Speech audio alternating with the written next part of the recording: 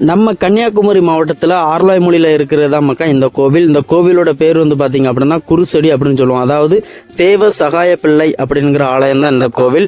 புனிதர் தேவ சகாயத்தை சுட்டு கொல்லப்பட்ட இடம் தான் இந்த ஆர்லாய்மொழியில் இருக்கிற இந்த கோவில் அப்படின்னே சொல்லலாம்.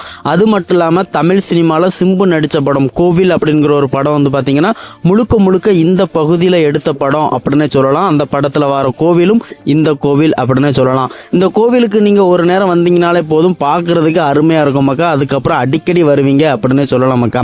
அதாவது இந்த கோவிலில் வந்து ஒரு மணியடிச்சாம்பாறை அப்படிங்கிற ஒரு பாறை ஒன்று இருக்குது. அதாவது வந்து ஒரு கல் எடுத்து அந்த பாறையில் தட்டணும் அப்படின்னா மணி சத்தம் கேட்கும். இது வந்து நிறைய இடங்கள்ல இருக்குது. இது நம்ம ஆர்லாய்மொழியிலையும் இந்த பகுதியில் இருக்குது அப்படின்னு சொல்லலாம் மக்கா.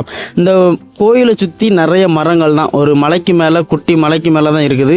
வியூ பாயிண்ட்லாம் பார்க்குறதுக்கு அருமையாக இருக்கும் மக்கா. நம்ம கன்னியாகுமரியில் ஆர்லாய்மொழி பகுதியில் இருக்கிற இந்த இடத்துக்கு நீங்கள் வந்திருக்கீங்க அப்படின்னா மறக்காமல் சொல்லுங்கள். நீங்கள் வரலை அப்படின்னாலும் இந்த இடத்துக்கு கண்டிப்பாக போங்க மக்கா.